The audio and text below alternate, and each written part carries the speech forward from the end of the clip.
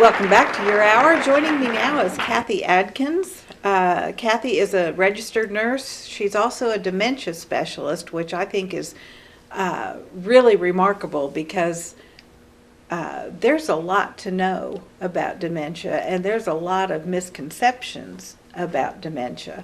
There is. But here the holidays are coming up, and a lot of us have or have had someone in the family who has dementia, and they're surrounded by all these family members that they should know, but maybe they don't. No. The holidays are very stressful, and coming through COVID and our lockdowns and everything, everyone's under increased stress because we want things to go back to normal. They're probably never going to go back to what we think is normal. But the people that are dealing with dementia, in particular, whatever phase they are in whatever diagnosis, because there's 14 different dementias, Wow.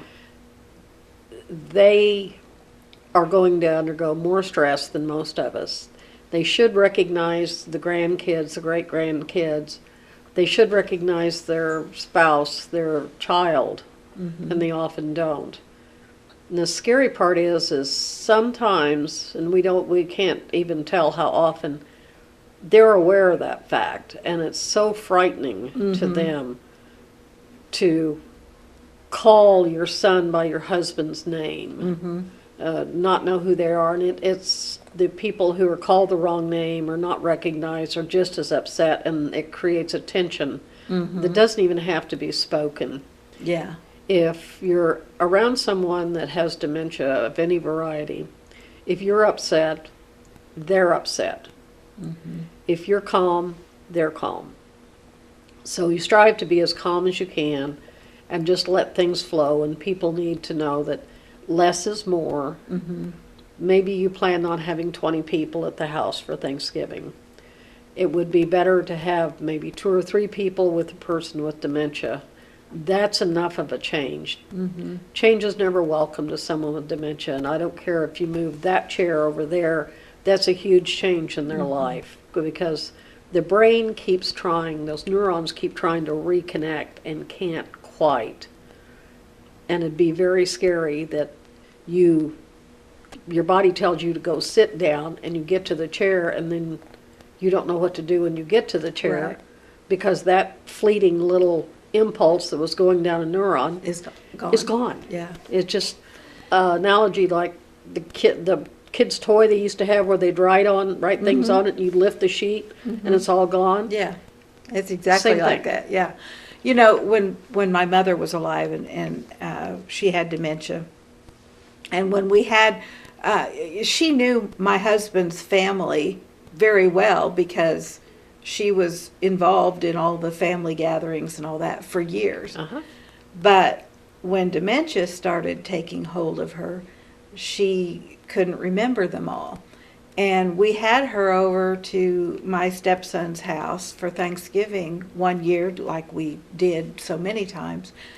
But she was very uncomfortable that day because people were talking to her and she didn't know who they were. Right.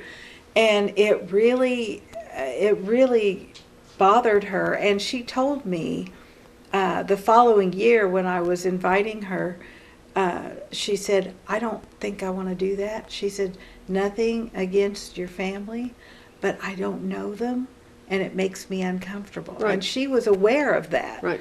And I said, okay, I get it. I understand. So, and it broke my heart, but, that's the And way she it was still able to voice those thoughts. Yes. That's still looking at an executive function, which is in the frontal lobe of the brain. So she was still able to voice that. She eventually got into a stage where she could not voice that. Right. Yeah, she did. But that doesn't mean the thought isn't rattling around. It's just I can no longer express it to you. Yeah.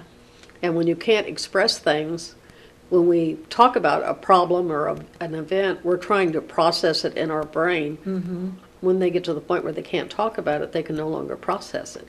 So it's just like a squirrel cage that keeps tumbling and tumbling and tumbling. You keep trying to grab at that little piece, but it's not there. It's just not there. Which yeah. is what brings out some behaviors in people. Mm-hmm. They'll either get very anxious or very tearful or angry and aggressive Yeah. because they're trying, the brain is diligently searching for that piece of emotion that's going to fit into this little key that they found or the lock that they found, and it isn't there. But that doesn't mean you quit searching for it. Yeah. So keeping things as calm as possible, scaling down the celebration, not making a big deal of anything, and trying to include them quietly. And sometimes that might just mean having them in the room and letting them sit and enjoy what's going on and not asking anything or offering them things. Right. Makes a lot of sense. Well, happy Thanksgiving, You Kathy, too. and thanks for joining us today. Thank you. And we'll be back in just a couple of minutes with Kathy Spillman from Botanica.